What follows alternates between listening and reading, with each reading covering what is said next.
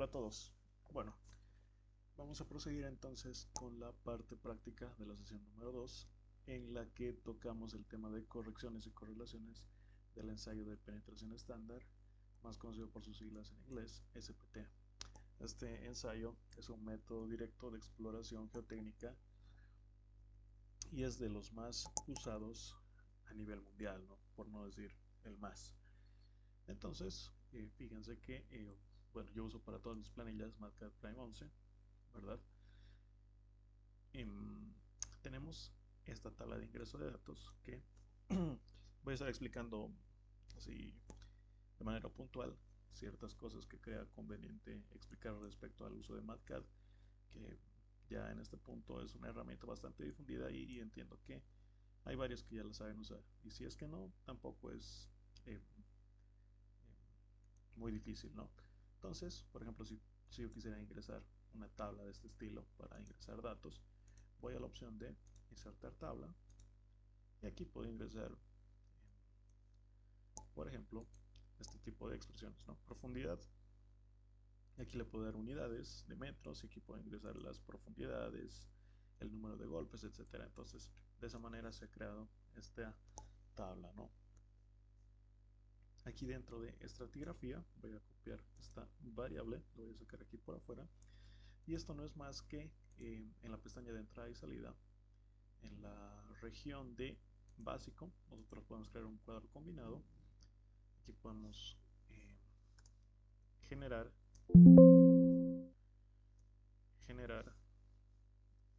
varias opciones y a estas opciones le asignamos cierto valor, ¿verdad? 1, 2, qué sé yo. Entonces, por ejemplo, si yo evalúo la opción 1, 1, le evalúo la opción 2, 2, ¿no? Entonces, aquí en este cuadro combinado están los tipos de suelos en clasificación SUX y tiene un número asociado, ¿no? 1, 2, 3, bueno, las 15 clasificaciones. Entonces SP, por ejemplo, es la número 6, GW es la 1, etcétera, ¿no? Entonces, de esta manera yo puedo seleccionar el tipo de estratigrafía, ¿no? Aquí en esta columna tengo el límite plástico, que estos límites de consistencia cobran importancia en suelos cohesivos, ¿no? Vemos que a partir del metro de la profundidad 650 tenemos un cambio de estrato a arcillas de baja plasticidad, ¿no? Entonces tenemos una arcilla de baja plasticidad, a los 2 metros una arena arcillosa, una arena pobremente gradada, arenas arcillosas hasta los 650 y a partir de ahí arcillas de baja plasticidad. Entonces vamos con el ingreso de datos. Esta es la parte de estratigrafía. Introduje los límites plásticos y líquidos porque se supone que nosotros en este punto ya tenemos los resultados que nos ha entregado el laboratorio de geotecnia que ha desarrollado el ensayo SPT, ¿no? Del ensayo SPT nosotros tenemos el número de golpes, ¿verdad? La estratigrafía que proviene de la clasificación y los límites de consistencia. El nivel freático registrado, la altura de la varilla por encima del nivel de terreno. Esta variable se refiere a lo siguiente. Tenemos nuestro ensayo SPT y habíamos visto en la clase teórica que nosotros marcamos esta varilla cada 15 centímetros, ¿verdad? Golpeamos y registramos el número de golpes necesarios para hincar nuestra cuchara muestradora cada 15 centímetros. Entonces, esta altura que se ve de nuestra barra es lo que yo denomino H sub B. H sub B. ¿Para qué me sirve determinar o para qué necesito yo saber esta longitud de barra? Bueno, yo sé que tengo una cierta longitud de barras para llegar a una profundidad dada. Entonces, fíjense, aquí está mi cuchara muestrador y aquí está mi eh, barras que yo acoplo para llegar a cierta profundidad. Entonces, para determinar el factor de corrección por profundidad, necesito conocer esta longitud, ¿verdad? L sub r. Pero aquí a nivel de terreno, yo necesito tener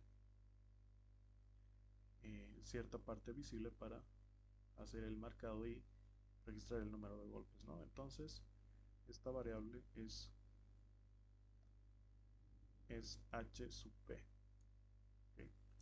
H sub p.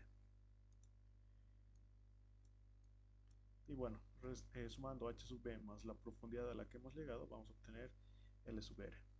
¿Okay? Entonces, ese es el porqué de esta variable. Vamos a hablar de la energía teórica. Como les había adelantado en la sesión anterior, en la que vimos la teoría respecto al ensayo SPT, tenemos una energía potencial teórica, ¿no? Recordemos esto de física básica. Nosotros tenemos un objeto de masa m que va a caer a una altura h, ¿no? Entonces, la energía de esto es la energía potencial, que es igual a m por g por h, ¿verdad? M por g es el peso y h es la altura de caída. Entonces aquí tenemos el peso del martillo, que está estandarizado en 63.5 kilos o 0.623 kilonewtons, y la altura de caída de 762 milímetros. Entonces, si nosotros multiplicamos el peso por la altura, tenemos la energía teórica de entrada. ¿Okay? Nosotros en nuestro SPT tenemos aquí una polea, tenemos una cuerda y aquí tenemos nuestro martillo, ¿verdad? Que tiene que caer sobre una barra guía aquí a un martinete. Entonces, no se logra obviamente esta energía teórica porque en esta cuerda se genera fricción. Aquí el operador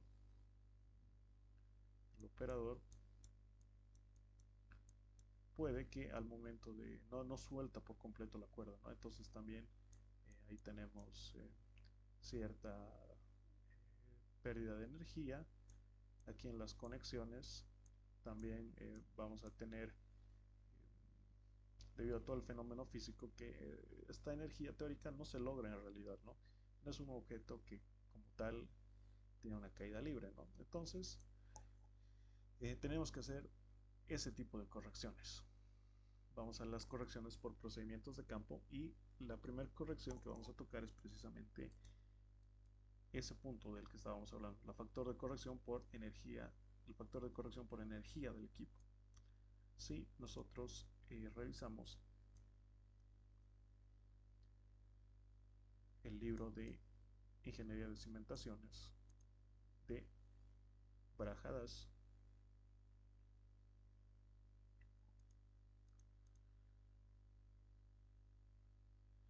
nosotros podemos ver que dependiendo del tipo de martillo, habíamos visto que martillos tipo donut, safety, etcétera, y de el tipo de mecanismo que tiene el martillo, por ejemplo, caída libre, cuerda y polea, etcétera, esto va a tener cierto porcentaje respecto a la energía teórica, ¿verdad? 100% significaría que estamos igual que la energía teórica. Pero obviamente esto no se da, y cada laboratorio debería conocer qué porcentaje tiene su equipo. Existe incluso un método de la ASTM, un estándar que nos permite determinar este factor. ¿Okay?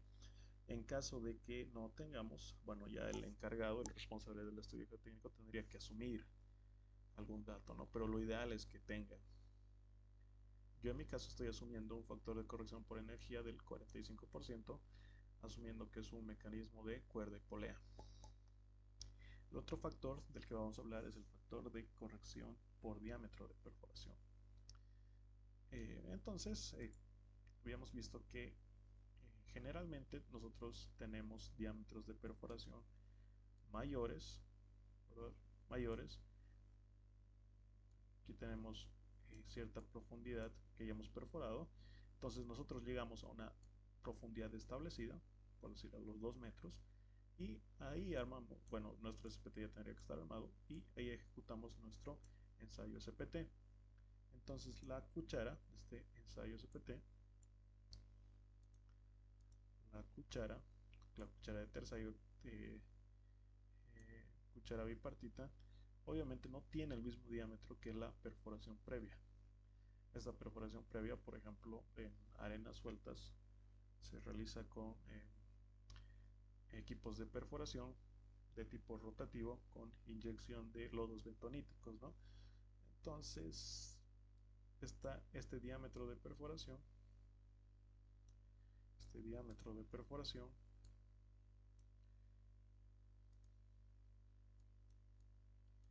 es distinto al diámetro externo del SPT, ¿no? También esto responde a que no podemos hacer el SPT de manera continua. Generalmente perforamos, llegamos a cierta profundidad, realizamos la prueba SPT, que sabemos que esta cuchara tiene 45 o 76 centímetros, retiramos la cuchara SPT y volvemos a perforar hasta llegar al siguiente metro o al... recordemos que en la norma boliviana de estudios geotécnicos nos pide como máximo 1,5 metros, entonces imagínense, en 1,5 metros entran 3 SPTs, considerando que nuestra cuchara de tercera tiene 45 centímetros, ¿no? No vamos a hacer 3 SPTs, entonces lo que generalmente se hace, realizamos perforación con cualquier otro método hasta llegar a la profundidad indicada, realizamos SPT, retiramos el SPT, ejecutamos perforación con otro tipo de equipo, llegamos a la cota indicada, por ejemplo menos 2 metros, y volvemos a realizar el ensayo SPT. ¿Okay? Entonces tampoco se hace de manera continua, o no es lo recomendable, por lo menos. Entonces este diámetro de perforación puede variar entre 60 a los 200 milímetros, ¿no? Este es el máximo, ¿verdad? Como este es el máximo, no se permite hacer SPTs en calicatas, por ejemplo. Y bueno, aquí nosotros tenemos la tabla, esto es del libro de Ingeniería de Cimentaciones de Brajadas, el diámetro entre 60 y 120, 150 y 200. Entonces, aquí yo he declarado un vector 60, ¿verdad? 120, 150 y 200, y a cada uno de esos diámetros de perforación he asignado un factor de corrección, ¿verdad? 60 es 1, 120 es 1 también, 150 es 1,05 y 200 1,15. Entonces, lo que hice es una interpolación lineal. Si ustedes quieren saber cómo funciona la interpolación lineal, podemos ir a la opción de funciones. Aquí buscamos lin terp, ¿verdad? O interpolación lineal, que nos dice aquí que devuelve un valor interpolado de forma lineal, es decir, una interpolación lineal en X para los vectores de datos Bx y By del mismo tamaño. Nos pide dos vectores Bx y By del mismo tamaño y un dato X para encontrar un dato interpolado Y. Entonces, fíjense que aquí tengo los dos vectores. Yo conozco el diámetro de mi perforación, ¿verdad? Entonces el vector en X serían los diámetros de perforación según esta tabla. Aquí está el vector en X. El vector en Y serían los factores de corrección. Y el X conocido es precisamente el dato de diámetro de perforación que yo tengo. En base a eso, hace una interpolación lineal y me arroja el factor de corrección para, para mi diámetro de perforación, ¿no? Entonces, eso ya está ahí. La corrección por el tipo de muestreador, esto está aquí, ¿verdad? Vimos en las diapositivas anteriores que tenemos muestradores estándar con recubrimiento para arenas sueltas, etcétera, ¿no? Entonces aquí simplemente elegimos y esto va a cambiar dependiendo de lo que elijamos, ¿no? Entonces nosotros vamos a tener un muestrador estándar, ¿verdad? y esto va a tener un factor de corrección de 1. Finalmente, la corrección por longitud de barra, que lo podemos encontrar en la tabla 4. ¿Okay? Entonces, dependiendo de la longitud de barra, entre 0 a 4 va a tener 0,75, entre 4 a 6, 0,85 y los intervalos que se pueden ver en esta tabla, ¿no? Sin embargo, fíjense que si nosotros, por ejemplo, tenemos una longitud igual a 4 metros, ¿qué factor de corrección elegiríamos? 0,75 o 0,85, porque estaría en ambos intervalos, ¿no? Entonces, para ese caso, lo que yo realicé es un número bastante cercano a 4, ¿verdad? Entonces se le asignó 0,75 y al 4 0,85. Lo mismo para este caso, de 6 a... aquí vemos que el 6 también está incluido aquí, entonces aquí estoy eligiendo un valor cercano a 6 y lo mismo para el 10. Tengo un vector con longitudes de, de barras conocidas, aquí sus factores de corrección, ¿verdad? Entonces lo que hago es, fíjense, con un ciclo for voy recorriendo el vector profundidad. Ese es el vector profundidad. Quiere decir que, por ejemplo, para el elemento 0, bueno, lo que yo hago es una interpolación lineal, que ya conocemos cómo funciona, y obviamente a esta profundidad le tengo que sumar la altura por encima del nivel de terreno, ¿no? Que es la variable que justamente les había hablado al inicio de este video. Entonces yo sumo esto y hago una interpolación lineal entre estos dos vectores conocidos, ¿no? Primero para el primer elemento, luego para el segundo, tercero y así sucesivamente, ¿no? Hasta llegar al último. Entonces esto recorre desde el 0, 1, 2, 3 hasta el último. ¿Cuál es el último? Es el número 12. Para hacer el último elemento de un vector, yo utilizo la función last. Last profundidad es 12, ¿no? Y si vemos aquí, es precisamente, tiene 12 valores. Okay, entonces con eso determinamos los factores de corrección por longitud de barra. Ahí tenemos los factores de corrección por longitud de barra y con ello determinamos el N60. ¿A qué se refiere N60? Vamos a ir al Brajadas, ¿verdad? Y aquí lo que nos dice es que en el campo la magnitud de la energía puede variar entre el 30 al 90%, ¿verdad? Habíamos visto que esta energía teórica puede variar entre el 30 al 90% respecto a la energía teórica, ¿no? La práctica estándar actualmente en Estados Unidos es expresar el valor N como un promedio de 60%, ¿verdad? De 60%. Esto es la práctica actual. Si ustedes, por ejemplo, van al, este es el libro de Bowles, tenían el N70, ¿verdad? El N70, ¿verdad? Aquí N70. Pero bueno, es fácil pasar del N70 al N60, simplemente es una simple regla de 3, ¿verdad?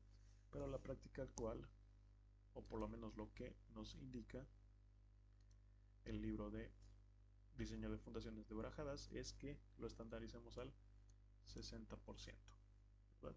Entonces, tenemos todos los factores de corrección, el número de golpes en campo, y vamos a realizar la corrección, ¿verdad? ¿Qué pasaría si yo intento en MATCAD? Esto ya es más temas del programa en sí.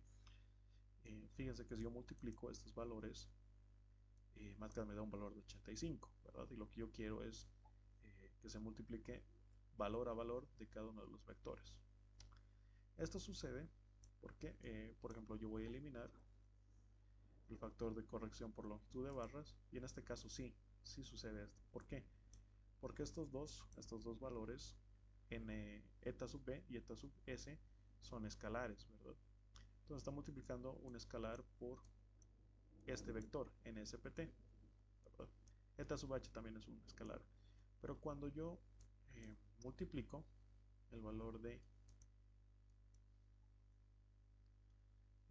del NSPT por este factor de corrección por longitud de barras, que también es un vector,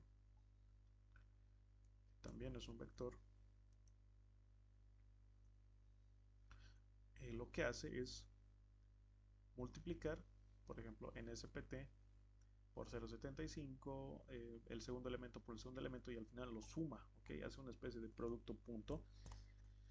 Y entonces, para decirle al programa que lo que yo quiero es multiplicar valor a valor, lo que tengo que hacer es vectorizar esta expresión, ¿verdad? Con esta opción, y ahí ya me multiplica valor a valor. Entonces es lo que hice aquí, vectoricé la expresión, lo dividí entre el 60%, y bueno, si nosotros realizamos esto, vemos que tenemos números de golpe de 4.8, 9, 12.27. Obviamente no existen 11.59 golpes, ¿no? Los golpes son números enteros. Entonces lo que yo hago es, con el comando floor, al inmediato inferior se hace un redondeo, ¿verdad? De 4.8 a 4, de 9.02 a 9, de 19 a 19. Bueno, aquí ya entra más el criterio de cada quien, ¿no? Esto podría decirlo porque no lo redondeas a 5. Sí, no hay nada en la literatura que nos diga qué hacer en ese caso, entonces ya es más criterio personal. Entonces tenemos N60, y nosotros para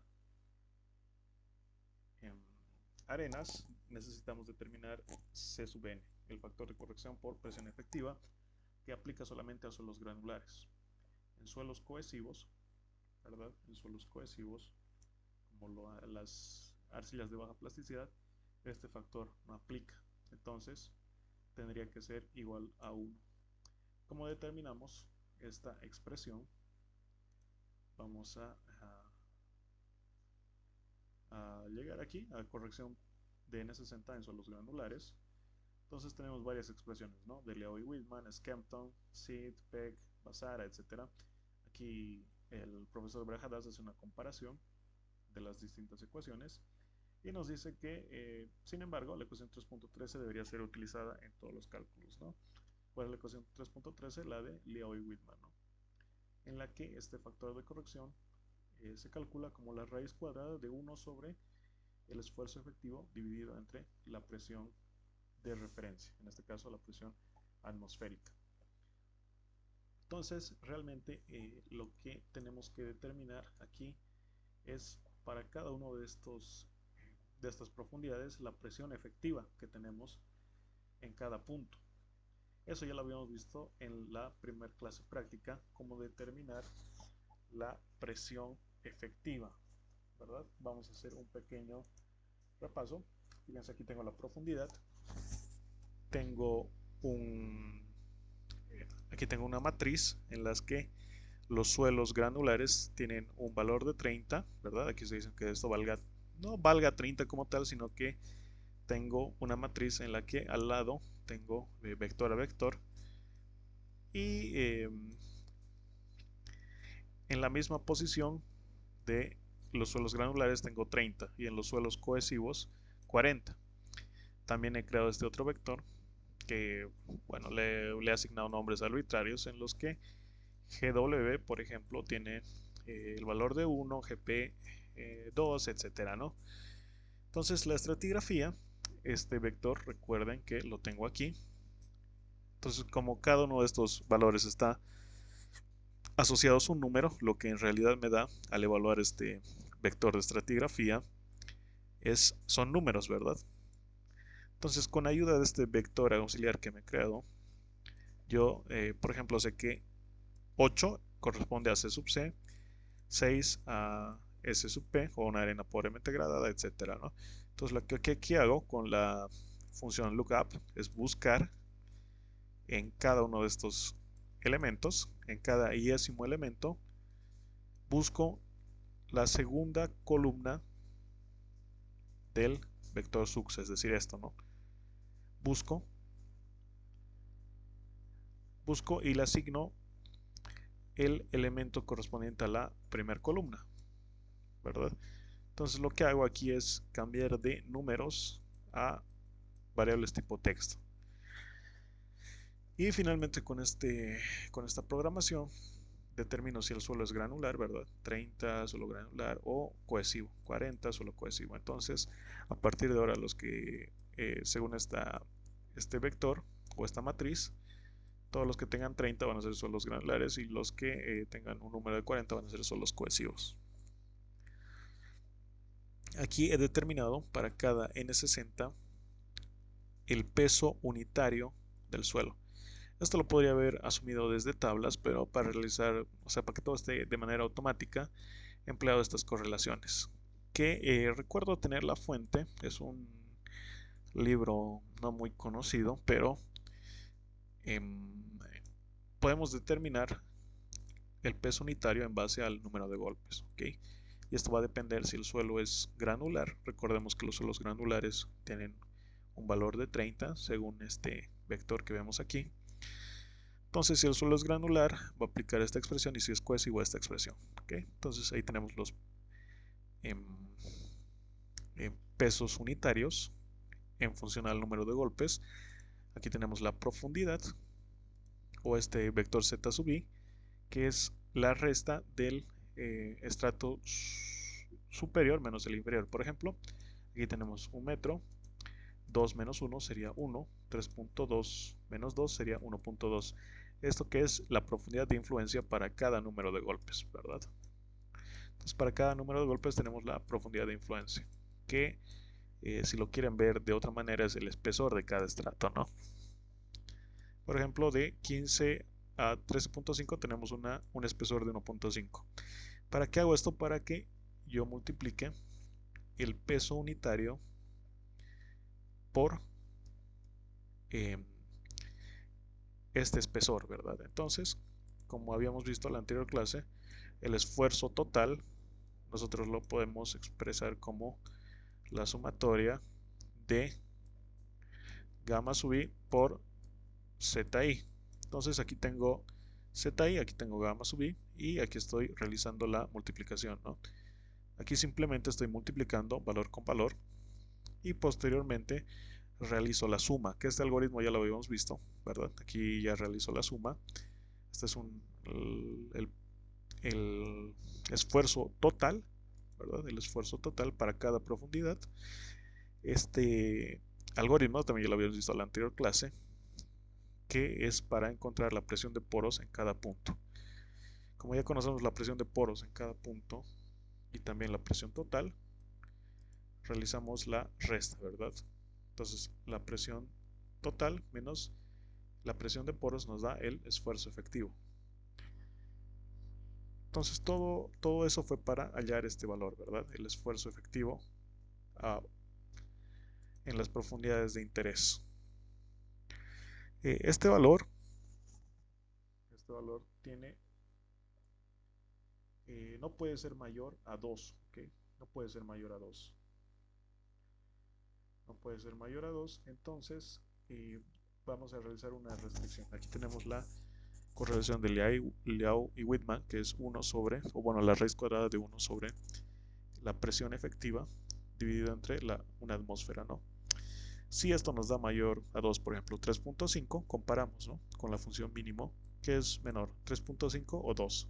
2. Entonces, asumimos 2. O como resultado tenemos 2. Por ejemplo, que es menor, 1.7 o 2. 1.7, entonces 1.7. Esto para suelos granulares, es decir, suelos que tienen el tipo de suelos igual a 30, ¿no? En suelos cohesivos sabemos que esta corrección aplica y tendría que ser 1, ¿verdad? Entonces aquí tenemos 1, 1, 1, 1. Entonces de todas las correcciones, esta es tal vez la un poco más complicada de encontrar, pero bueno, a través de ese algoritmo que ya habíamos visto en la anterior clase, para el esfuerzo efectivo lo determinamos. Finalmente tenemos el número de golpes corregidos por presión efectiva, que sería multiplicar este factor por n60. Como nos va a dar un número no entero, lo redondeo al inferior y tenemos ya los números de golpes corregidos con presión efectiva. En esta gráfica vemos, por ejemplo, la traza azul es los números de golpe registrados en campo, la traza verde es el número de golpes corregidos al 60% y la traza roja es el número de golpes corregidos con presión o con el factor de presión efectiva.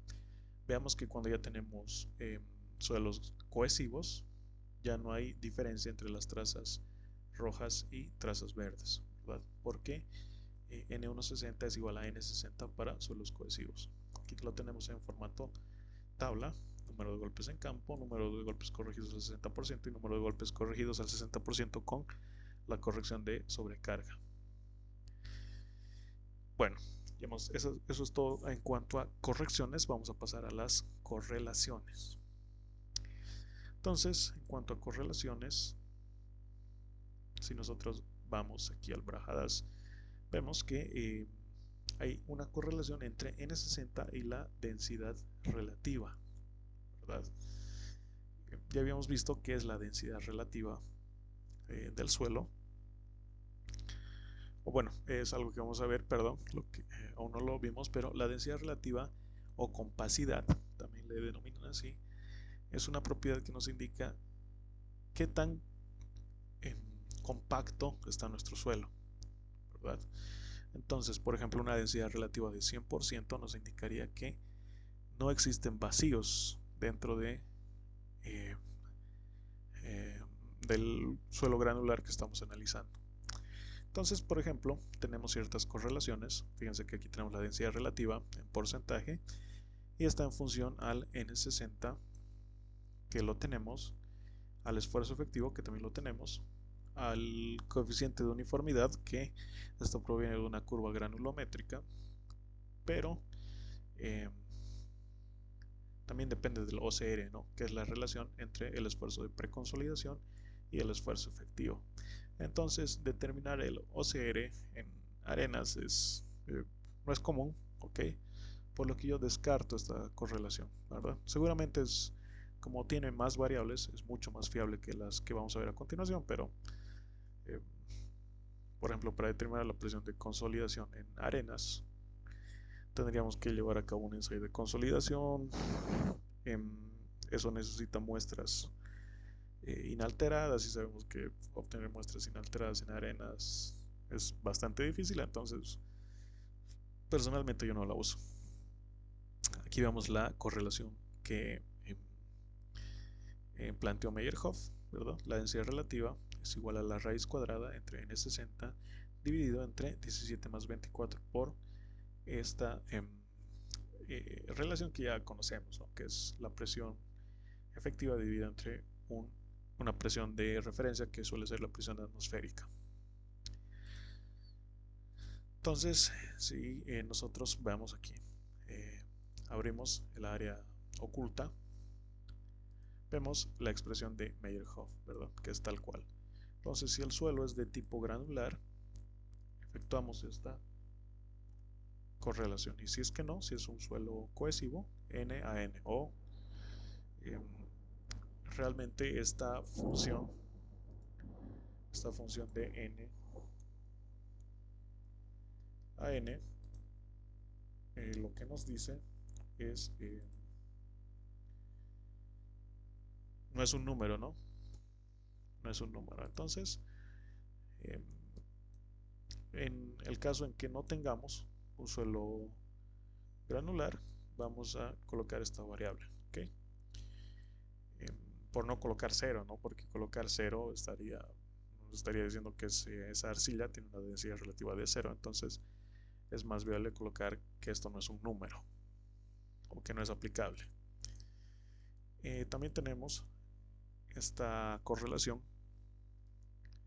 propuesta por Bowles. Si vamos a ver un poco el libro de Bowles, que es también bastante recomendable, Ingeniería de Fundación, Análisis y Diseño de Fundaciones. Entonces vemos que en base a la densidad relativa nosotros podemos ver o clasificar un suelo granular, obviamente, como muy suelto, mediano, denso y muy denso, ¿no? Entonces, una densidad relativa, por ejemplo, de 15% es un suelo suelto. Y aquí tenemos los distintos rangos, ¿no? Eh, por ejemplo, lo vamos a ver por aquí. Fíjense la densidad relativa. Bueno, aquí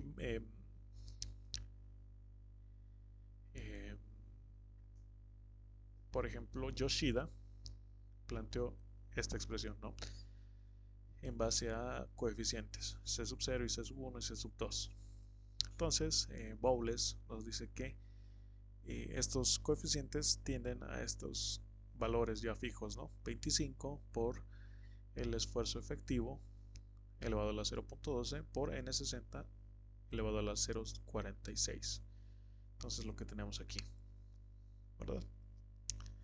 Y bueno, entonces tenemos esos dos criterios y nosotros elegimos la opción del criterio 1. Obviamente se va a calcular por la expresión de Meyerhof, y si es que elegimos Bowles, por la expresión de Bowles, ¿no? Y aquí podemos evidenciar que por ejemplo, 49%, vamos nosotros aquí a las tablas estas, y revisamos que es un suelo entre medio y denso, ¿no? Entre 0.35 y 0.65. Eso ya nos da una idea de cuál es la compacidad de este suelo. Hablando de, recordemos que la densidad relativa o compacidad es un parámetro que se puede aplicar netamente a suelos granulares. También tenemos el ángulo de fricción interna. Entonces aquí sí tenemos varias correlaciones. Nosotros, aquí por ejemplo, está esta correlación de la ferroviaria japonesa. Esto está más detallado aquí en el Brajadas, ¿verdad? Correlaciones entre el ángulo de fricción y el SPT, ¿verdad? Tenemos la correlación de Peck.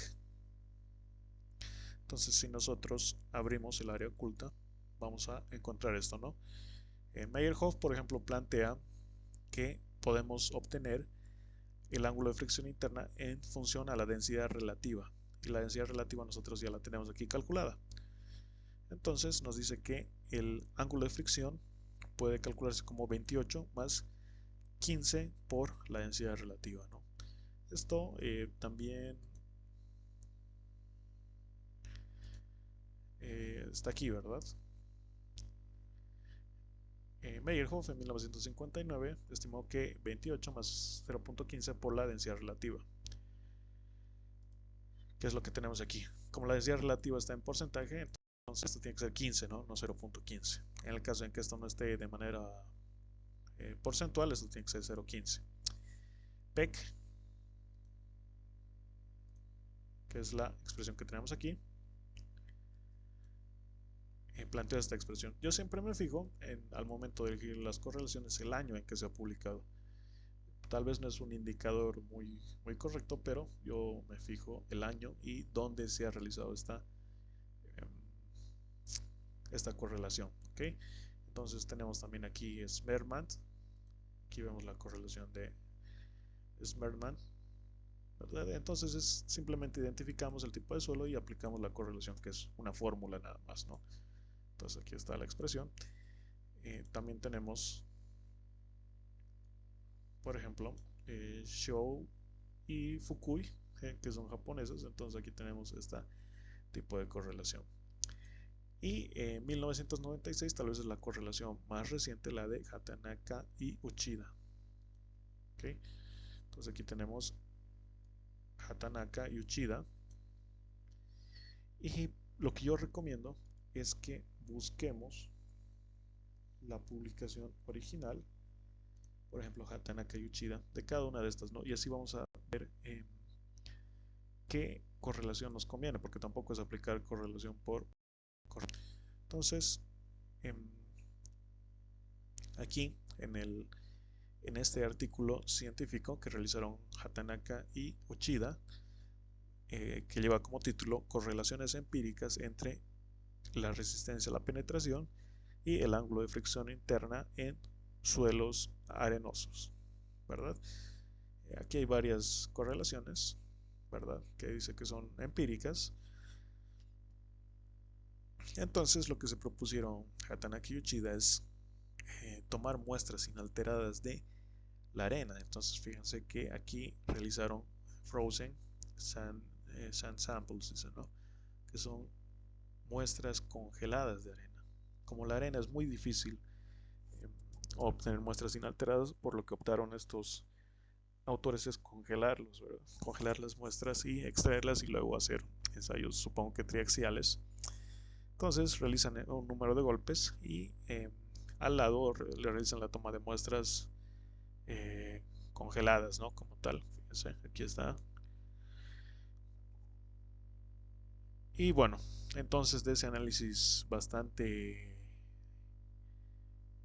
eh, meticuloso, se obtuvo esta correlación de todos los datos que tienen, se obtuvo esta correlación 20 por el número de golpes, la raíz cuadrada de 20 por el número de golpes más 20, ¿verdad? Que es lo que encontramos aquí. El número de golpes para el caso de Hatanaka y Uchida estaba al 78%. Por eso precisamente aquí en los valores característicos del coeficiente eta sub h vemos 78%. Japón, ¿verdad? Ahí está. Entonces, como se determinaron al 78%, hacemos una regla de 3. Una regla de 3 y determinan, bueno, haciendo regla de 3, este 20 pasa a 15.4, ¿verdad? Y aquí tenemos más 20. Lo que hay que analizar, por ejemplo, en el artículo original, por eso les digo que es importante irse siempre a la fuente primaria. Aquí tenemos, ¿verdad? Esta línea recta, que es la que proponen Hatanaka y Uchida, o Hatanaka y Uchida para su expresión, ¿verdad? Aquí tenemos los distintos puntos. Entonces, fíjense que tenemos límites superiores, un límite superior en la que esta recta es raíz cuadrada de 20 más 23. Entonces, fíjense, este número es importante. 23, el centro tenemos 20 y el límite inferior tenemos 17. Entonces, de manera conservadora, lo que yo personalmente hago es eh, optar por este límite inferior. ¿Okay? Eh, Generalmente las partículas de arena pueden ser angulosas, ¿verdad? Pueden ser angulosas o pueden ser redondeadas. Entonces una partícula angulosa obviamente va a tener mayor ángulo de fricción y en ese caso tal vez podrían optar hasta por 23, ¿verdad? Eh, Cuando esta, por ejemplo, esta arena, supongamos que estamos ante una arena arcillosa y que de paso tiene formas redondeadas, entonces de esa manera yo opto en cualquier caso por 17, ¿ok? 17. Para cada una de estas correlaciones yo les sugiero revisar, ¿no? El artículo original y ver si aplica a las condiciones que tienen ustedes. Entonces también tenemos el módulo de elasticidad. El módulo de elasticidad, bueno, voy a cerrar ya este artículo.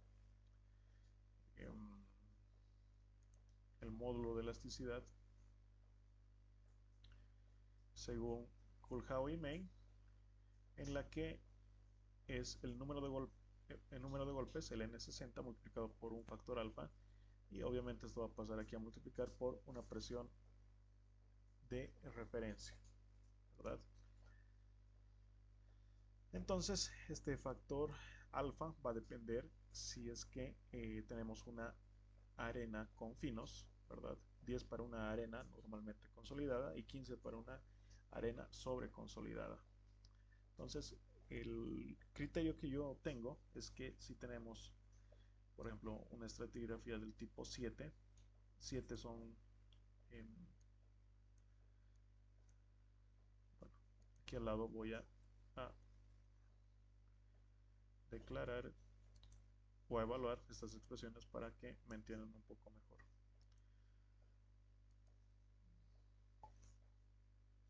Entonces yo tenía ya definidos estos dos vectores. Entonces las arenas con finos, ¿cuáles son las arenas con finos? Son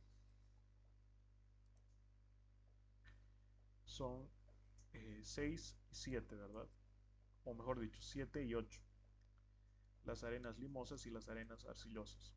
¿Qué quiere decir esto? Que una arena limosa y una arena arcillosa obviamente tiene un contenido de finos de más del 50%. Entonces para ese tipo, fíjense, si la estratigrafía es 7 u 8, entonces el factor es alfa es igual a 5. Si la estratigrafía es 5 o 6, es decir, una arena bien gradada o una arena pobremente graduada, y además tenemos una densidad relativa menor al 85%, yo considero que esta es una arena normalmente consolidada y tiene un factor de 10. Y para el otro caso tenemos un factor de 15, no es una arena limpia sobre consolidada. Bueno, y en cualquier otro caso tenemos 0, ¿verdad? Con eso yo determino el ángulo, o mejor dicho, el módulo de elasticidad. Entonces aquí igual hay dos criterios, ¿verdad? Según Kohlhauer y Main y según Begemann y Webb. Y pasamos a las correlaciones para suelos cohesivos, ¿verdad? Tenemos, por ejemplo, la resistencia al corte no drenada según Hara o según Stroud. Yo voy a explicar eh, la expresión de Hara, que está en el libro de Brajadas. Está aquí, ¿verdad?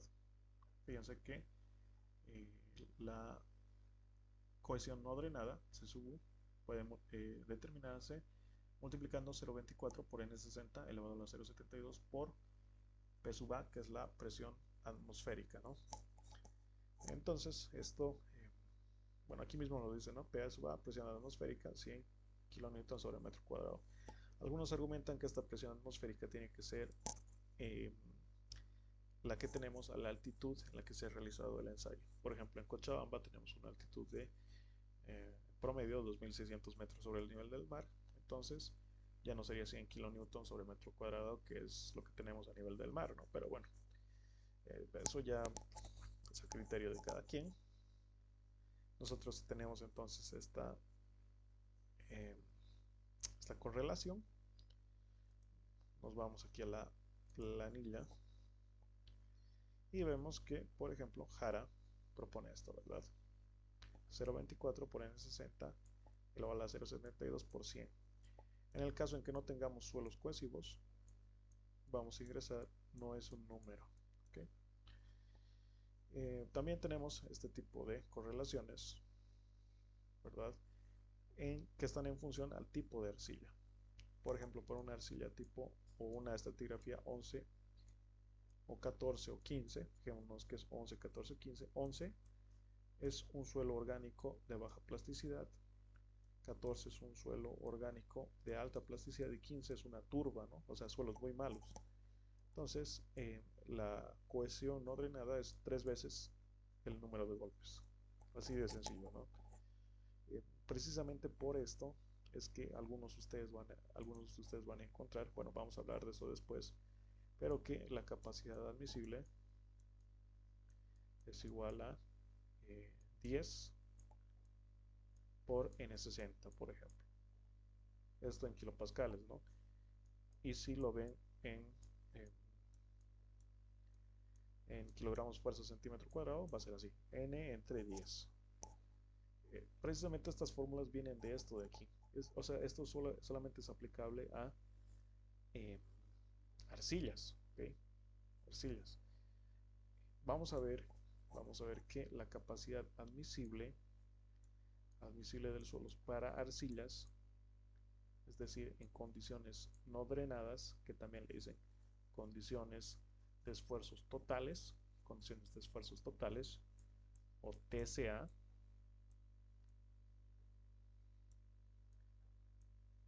Total Stresses Analysis, condiciones de esfuerzos totales. La capacidad admisible de una arcilla es 5.14 multiplicado por C sub U. Y aquí algunos deciden ponerle, bueno, o debería ser más Q, que es la sobrecarga. Bueno, esto después lo vamos a ver, pero algunos obvian esto y lo ponen 0, ¿no? Entonces, fíjense que esto queda 5.14 por C sub U, dividido entre un factor de seguridad que podría ser 3, ¿verdad?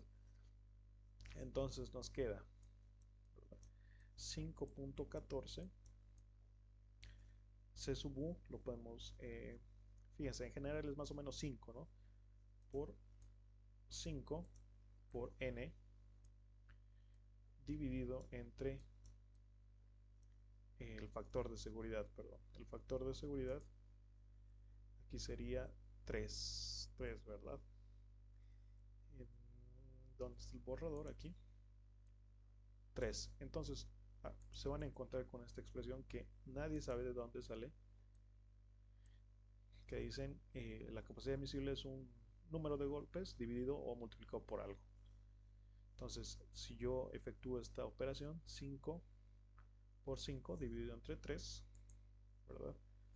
Aquí 5.14 por 5 dividido entre 3, voy a tener un número, ¿verdad? 8.5. Que, bueno, podría ser, por ejemplo, si tenemos esta trigrafía tipo 12, 12 es una arcilla de alta plasticidad, 9 es una arcilla de baja plasticidad, 4.98, ¿verdad? 4.98. Entonces, con un factor de seguridad de 2.5, fíjense que esto llega a 10. Entonces, algunos dicen la capacidad admisible en, bueno, ya lo aplican para cualquier cosa, ¿no? Pero para arcillas podría ser 10 por el número de golpes. Entonces, de ahí viene eso, si es que alguna vez lo han visto. Entonces, dependiendo del tipo de arcilla, es un número multiplicado por el número de golpes, SPT, ¿verdad? De todos modos, en la siguiente sesión vamos a ver que en realidad no trabajamos con valores puntuales, sino con un promedio ponderado para determinar eh, valores correspondientes a cada estrato. ¿Sí? Eso lo vamos a ver más adelante, pero vamos con el tema de correlaciones. Fíjense que tenemos 97, 116, etcétera, ¿no? El esfuerzo de preconsolidación es lo que tenemos aquí, 0.47 N60 por la presión atmosférica. No vale la pena mostrar, es simplemente el mismo algoritmo, cambiando la expresión nada más. El OCR, que es la relación de sobreconsolidación, que sabemos que es la relación entre el esfuerzo de preconsolidación y el esfuerzo efectivo, ¿ok? Entonces tenemos ambos datos y tenemos esto. El módulo de elasticidad, entonces, en arcillas, podemos nosotros determinarlo como C sub U multiplicado por beta, ¿verdad? Entonces, vemos que beta depende del índice de plasticidad y la relación de sobreconsolidación. Nosotros tenemos la relación de sobreconsolidación y tenemos el índice de plasticidad, que es restar el límite líquido menos el límite plástico, ¿verdad? Aquí tenemos, fíjense, yo estoy optando por rangos menor a 1, 30, 50 y 100, ¿verdad? Y OCR de 1, 2, 3, 4, 5, ¿verdad? Y aquí, en esta matriz, estoy colocando valores promedio, por ejemplo, de 1500 más 600, el promedio sería 1050, ¿verdad? Entonces estoy colocando valores promedios en cada intersección, ¿verdad? Y en función de eso voy a hacer una interpolación bicúbica, ¿verdad? ¿Qué es una interpolación bicúbica? Por ejemplo, en este caso, veamos el primero, ¿no? 10. Yo tengo un índice de plasticidad menor a 30, entonces entraría dentro de esta primera fila. Y tengo un OCR de 3.6, es decir, tendría que estar entre 1200 y 950, ¿verdad? Pero bueno, como estoy trabajando con el promedio, entonces tendría que estar entre 1050, que es el promedio de 1200 más 580 es 890 y 665, no tendría que estar entre esos dos valores, ¿ok? Entonces, esto no tiene por qué ser tan exacto de cualquier forma, ¿verdad? Pero se hace una interpolación bicúbica, ¿ok? Entonces aquí colocamos eh, las filas. Las filas. El segundo argumento son las columnas, que serían estas de aquí, ¿verdad? Que aquí lo tenemos como vector. El tercer argumento es la matriz como tal, que esta matriz tiene que tener 1, 2, 3, 4 filas y 5 columnas, ¿verdad? Entonces es una interpolación en base a datos que les estamos dando, ¿no? Entonces nosotros le estamos dando estos datos, los índices de plasticidad y el OCR. Entonces vemos que para un OCR, vemos que aquí tenemos mayores a 3, tendría que estar entre 800 y 600, ¿no? Y aquí tenemos estos valores, ¿okay? Que no tienen por qué ser exactos como tal, ¿no? Porque vemos que beta varía bastante, y de todos modos el módulo de elasticidad en arcillas no es un parámetro que nos interese mucho, porque este módulo de elasticidad lo vamos eh, a utilizar para encontrar el asentamiento elástico en arcillas. Y en arcillas, bueno, eso lo vamos a ver después, el asentamiento que controla es generalmente el asentamiento por consolidación. Bueno, pero bueno, vamos a debatir de eso después. Aquí tenemos entonces beta y tenemos el módulo de elasticidad, ¿no? Como ya teníamos el módulo de elasticidad para suelos granulares, aquí le añadimos simplemente el módulo de elasticidad para suelos cohesivos. Y así ya hemos determinado correcciones, correlaciones, y nosotros podemos plasmar esto aquí ingresando una hoja Excel. En MATCAD, por ejemplo, si voy a la pestaña de entradas y salidas, puedo generar un componente Excel, ¿no? Un componente Excel, y por ejemplo puedo decirle que en esta celda me introduzca los valores del vector de profundidad, pero para Excel tengo que entrar sin unidades, así que como profundidad es de metros, lo divido entre metros. Lo que voy a tener aquí son los vectores de profundidad, ¿verdad? Y aquí ya puedo trabajar tal cual un Excel normal, y es lo que hice aquí, ¿verdad? Entonces aquí tengo varias entradas,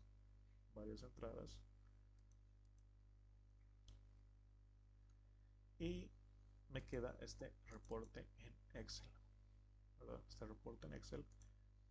Aquí tenemos las densidades relativas que solo aplican a eh,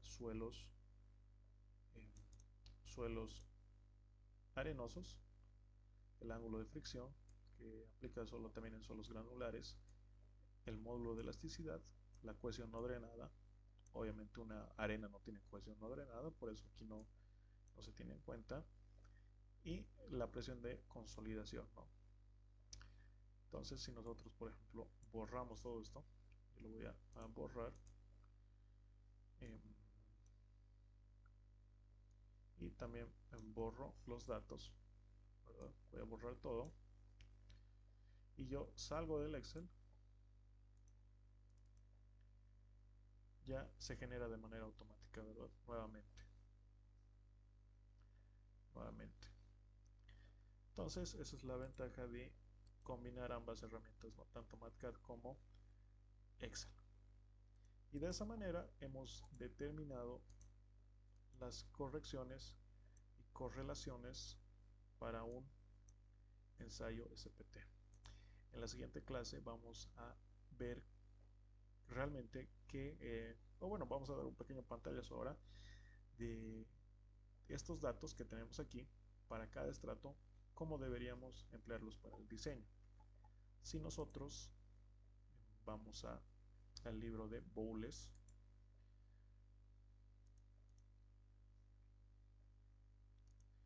lo que nos dice es que tenemos que tener valores de n de diseño. Bueno, voy a leer y voy a tratar de traducir todo lo que nos dice aquí Bowles. Entonces nos dice que las primeras recomendaciones era usar el menor valor de n en el pozo o un promedio de todos los valores en un estrato particular. ¿Qué nos quiere decir eso? Que aquí tenemos un estrato arenoso, ¿verdad? Y que en este estrato arenoso nosotros debíamos determinar el menor. Por ejemplo, el menor aquí es 8. Y con 8 nosotros tendríamos que determinar el ángulo de fricción. O sea, para este estrato, 8 nos da un ángulo de fricción de 28, ¿verdad? Entonces, para este estrato arenoso, el ángulo de fricción iba a ser de 28 grados, según las recomendaciones tempranas, ¿no? 28, el módulo de elasticidad de 2000, ¿verdad? Módulo de elasticidad de 2000 kilopascales. Por ejemplo, para esta arcilla que tenemos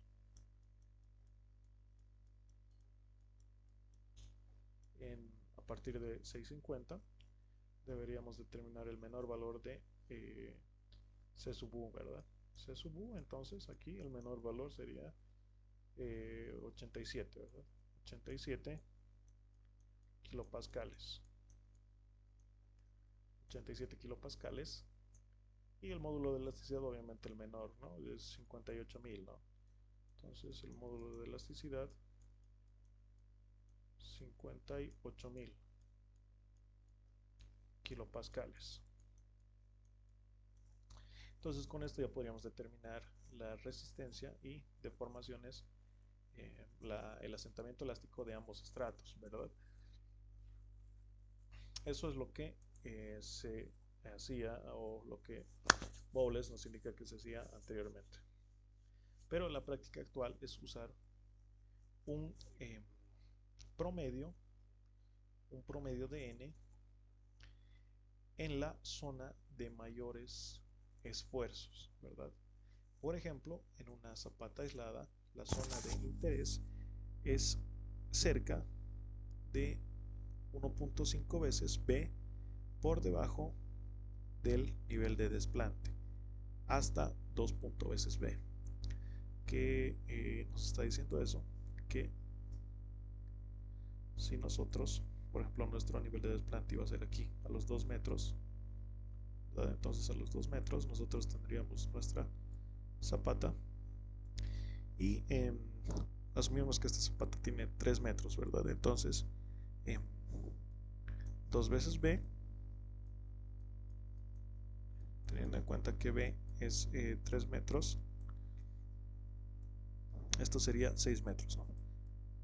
6 metros por debajo de 2, entonces llegaríamos a englobar estos valores, ¿verdad? Y lo que recomienda la práctica actual, obviamente estos valores que están por encima no nos sirven, tenemos que hacer un promedio ponderado. ¿Cómo es un promedio ponderado? En base a los espesores de influencia de estos valores. Por ejemplo, 32.7 multiplicado por el espesor de este estrato, ¿no? De 3.20 a 2 metros, esto es 1.20, ¿verdad? 1.20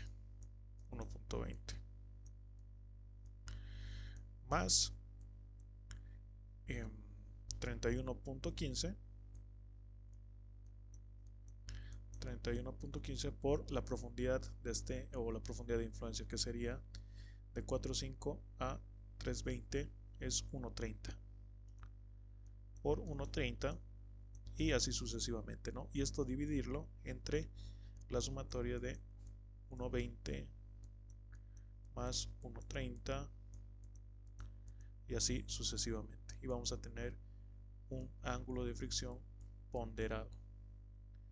Bueno, lo que nos recomienda Bowles es hacer un número de golpes ponderado y en base a eso, con las correlaciones, determinar un ángulo de fricción, pero vendría a ser equivalente a ponderar también el ángulo de fricción interna. No hay mucho cambio, ¿no? lo que nos dice Bowles entonces es hacer un promedio ponderado empleando los espesores o el incremento de profundidades por n.